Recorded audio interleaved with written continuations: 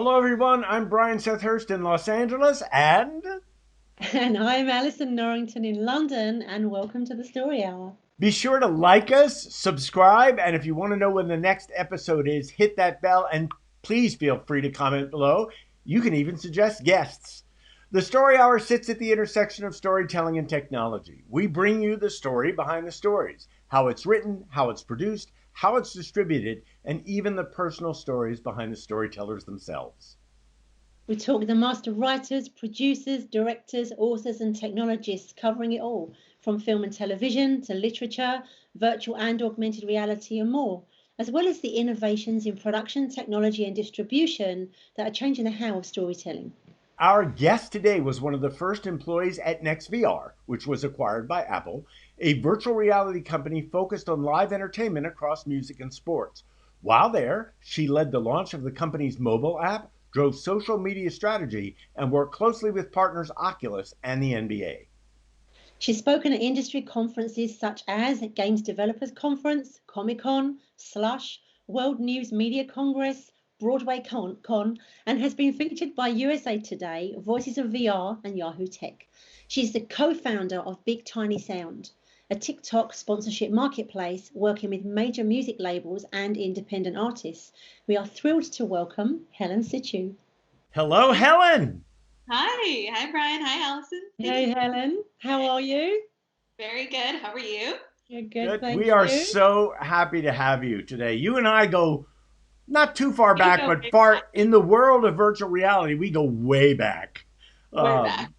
um, about 5 years. But when we were actually doing the writers' room on Clubhouse, and you happened to come into the writers' room, and we ended up talking about TikTok and what you're doing now. And so I'm going to turn it over to Allison and let her ask the first couple of questions. Awesome.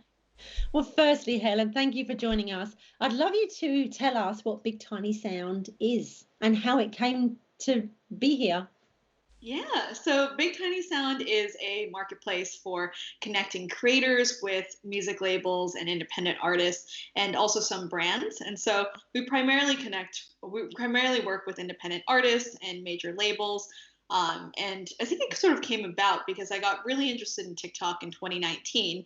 And TikTok at the time was sort of this, it was a huge app for Gen Z. And so it was growing tremendously. It was downloaded more times than Instagram in 2019. And when I downloaded it, it was just all these funny stories and dances and things that were happening. But if I searched on it for brands or for celebrities, like none of that was happening yet. And it was really interesting to just play around with it very early on. And, through that process, we started to meet some of the creators on the platform. And I think with these internet creators, they had never, this was the first platform that they were really finding fame and huge audiences in. And one issue that they continuously brought up was, how do I make this my life's work, or how do I make this a career? How do I do this sustainably moving forward? And I think one of the areas that they wanted to better understand was how to connect with monetization strategies. And one of the big sponsors on TikTok is the music industry. And so something that's very unique about TikTok and the way that the content is produced is it is short form video. So most of the videos are around 15 seconds. Mhm. And one thing that's very unique about it is that it splits the audio from the video separately. So anytime you upload a video, you're watching a video, there's a separate file and a separate page for the audio that's separate from the video. And so there is this ability for videos to be created and the sounds themselves to house a collection of new videos created with that same sound. Okay, I want to talk So, about that video creation for a moment because yeah, the a TikTok artist, star, whatever you want to call them, will dance to a certain track. And right. so, is that track, we're really getting into this like right away, is that track licensed by TikTok? How does that work with music rights before the brands even come in? I mean, Right. the medium's what, 2 years old? About that? About that. I mean, it's really blown up since 2019, but TikTok itself was launched around 2016, 2017, and really went through a huge transformation in the United States in particular when they acquired a company called Musical.ly. So Musical.ly was another social media app that's very popular with Gen Z, also very centered around the songs and the musical aspect of it. But the main formats there were a lot of lip syncing. So that's why you'll see some of the early stars on Musical.ly and TikTok were like Lauren Gray and Baby Ariel, who did a lot of lip syncing types of videos. And now they've sort of transformed into dance, into broader storytelling, into education. But the sound itself, so they are all licensed. So TikTok itself is a distribution platform for music. And so, if you are a music label or an independent artist, you work with distribution companies to get your music on Spotify, iTunes, all the different platforms. And TikTok is one of them that you can release your music to. The difference there is that you release your music typically in 15 or 30-second or 60-second chunks of it. And when it's uploaded to TikTok, it is made available as a sound that any creator on the platform can use. And they do actually get royalties from videos created using sounds as well. Just as a side note, is there a chart for TikTok? Like what song is number one on TikTok and on down? So you'll actually notice that when you're looking at the top charts for Spotify or iTunes, many of those songs originated on going viral on TikTok themselves. Through TikTok itself, there is like a trending sounds category. And that is one of the main tips that, as a content creator who's looking to grow on the platform, everybody always talks about how you want to be using trending songs. And songs really help propel videos and creators forward.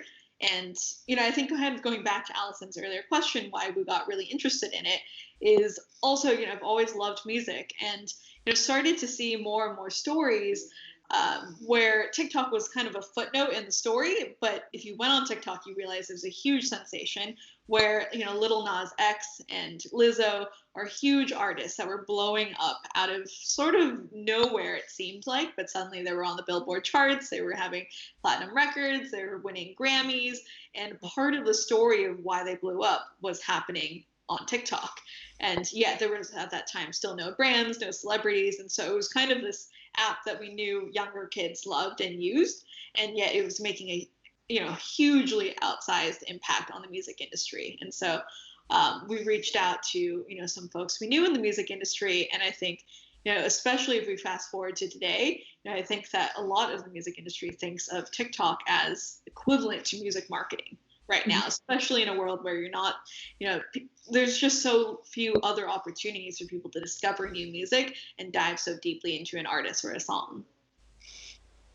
What do you think it is then in terms of, like, we had the whole sea shanty thing, right? Which kind of took off, which I was a bit fed up with, really, because I was listening to sea shanty CD about a year and a half ago, and I was loving it, getting all in the old like pirate songs. And then this guy comes out and sings a few, and he's like a major star. I think it should have been me actually doing that, but there you go. I'm not doing that on TikTok, so it won't be me. However, what do you think? Like, what is it that makes it go viral? Like, I mean, I know that's the billion-dollar question, but what do you see in terms of a trend or? But Helen, you have to be able to predict that, right? Right.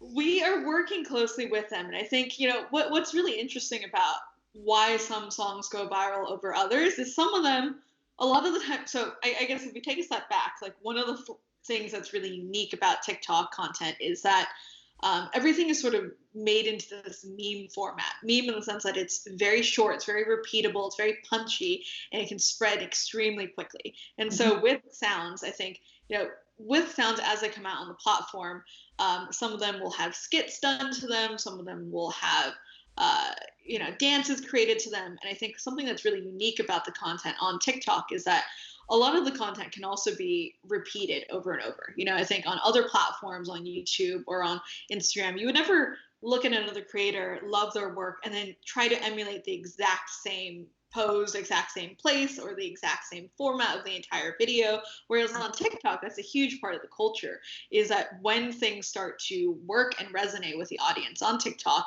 you'll actually see people copy the exact same format, use the exact same sound, and make it their own and put their own unique spin on it just by simply being a different person doing that same video. And so you know, how we work with artists is that we really want to bring creators who have a large audience, you know, creators with 100,000 plus to millions of followers plus, and match them with songs that they resonate with, and they create the content that they believe will work best with the music.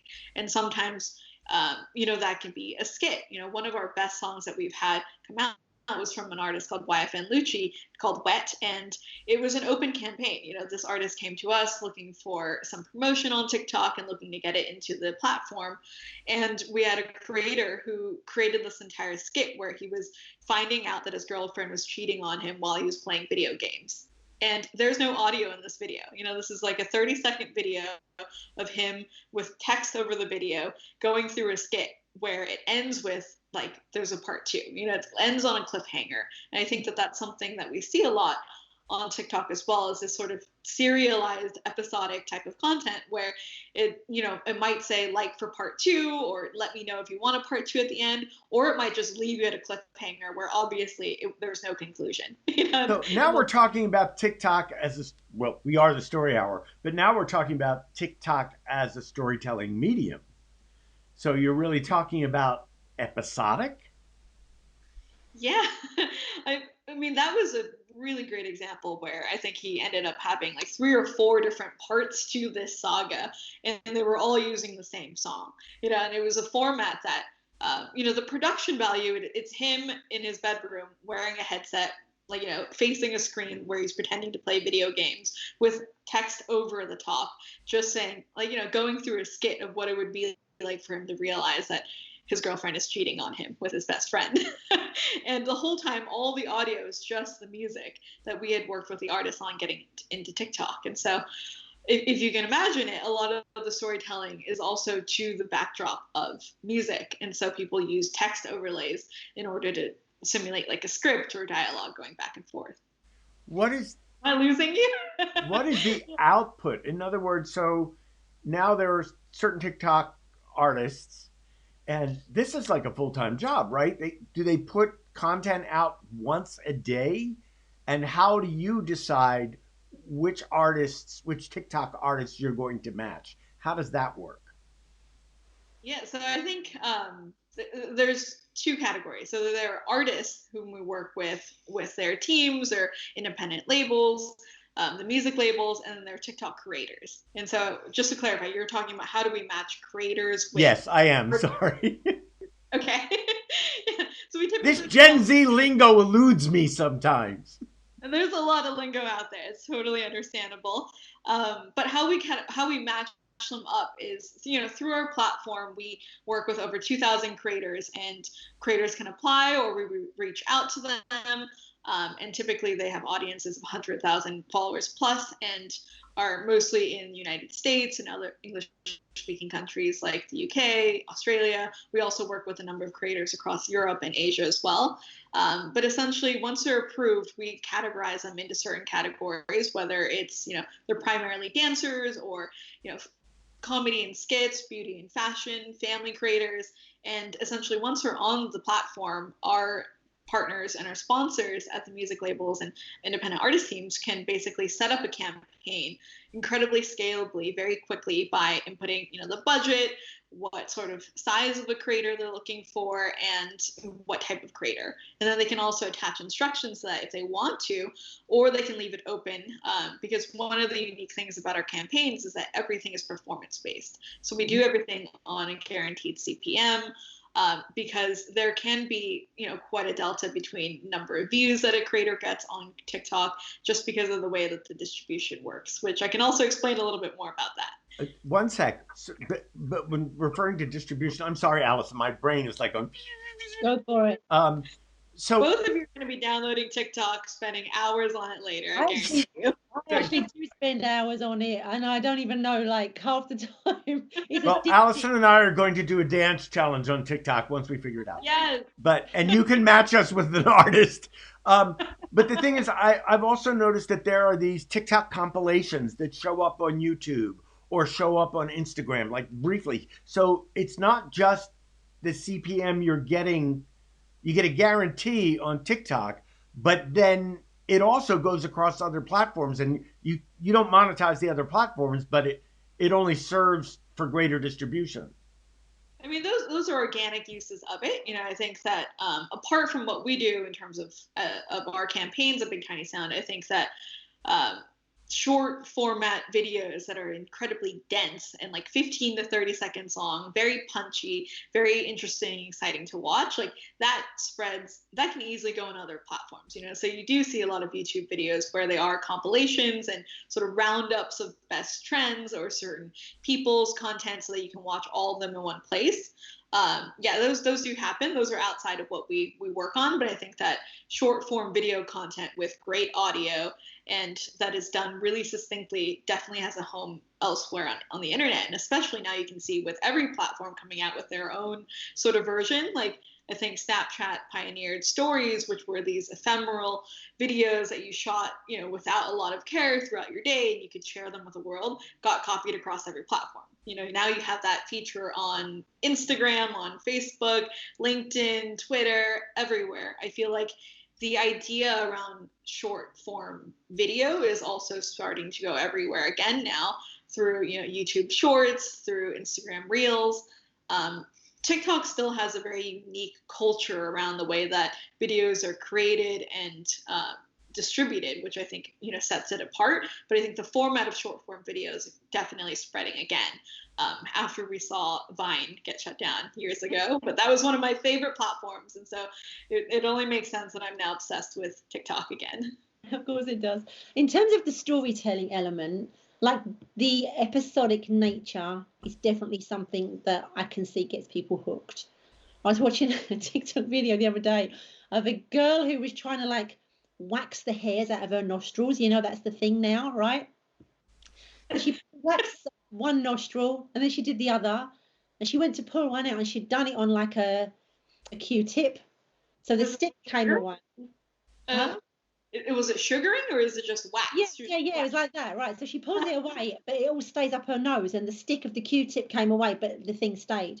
And you could see her face like this. So then she did the other side, and the same thing happened. So she's now got her nose full of this stuff, and she is like gone really hard. She can't get it out. And it was like end of part 1. I can't tell you how many days I've gone back in to see what's happened. Like, how did she get that stuff out? There's something absolutely compelling about the episodic nature, right? From a storytelling perspective, that's a massive hook. Huh? It leaves you wanting so much more. 100%, which is the brilliant way, like going right way back to like short form storytelling, even like the oratory element of storytelling that you end it on a hook. It's a classic kind of structure for brilliant stories and to get people hooked and engaged. In terms of other structures like that beyond the episodic, do you see any trends or any sort of like movements or any observations in terms of TikTok as a storytelling platform beyond end of part 1, end of part 2, end of part 3? Beyond and I do the storytelling that I guess sort of alludes itself more to a YouTube format is I do really enjoy the types of videos that are vlogs. I don't know what it is that is just so fascinating to see snippets of other people's lives from around the world. Granted that a lot of these typically takes place in metropolitan areas like New York or in Miami or LA or somewhere like that, but I think that type of documentation of one's life and just it's creating these short snippets and moments that encapsulate a certain day or a certain project are really interesting. Like something else that I really love that usually these videos do incredibly well is somebody who is instead not gone the episodic route, but is instead made something that is incredibly again, like just incredibly dense. Like one example of this video is somebody who does an entire home renovation by themselves, and they might shoot this renovation of their entire kitchen being torn apart, retiled, redone, refinished, everything over a 6-month period with just a second and a half for every step of the entire project journey. And so you watch 15 seconds, but it's been over 6 months of an evolution of this project, or something that's happened or progressed over time. And I think those that are is all right to very, like commit to that. yeah, very satisfying to also see that arc of it. And sometimes they might have video or text overlays that mention like this is where something really went wrong, and you're watching through it, and it's just so impressive to see that much of a journey in such a short period of time as well. Mm-hmm.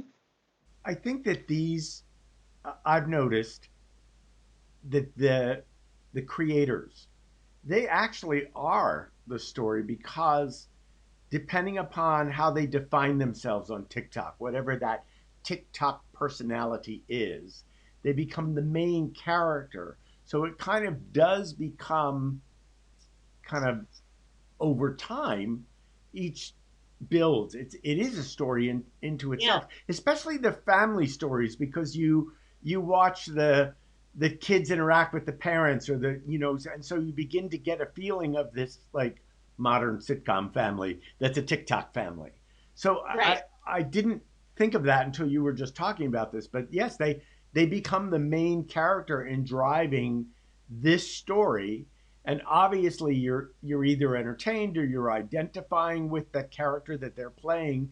So it has probably, although it's short form, it probably, and I will defer to Allison on this, but it does carry the story world that they're living in, the character, how that character behaves in the story world.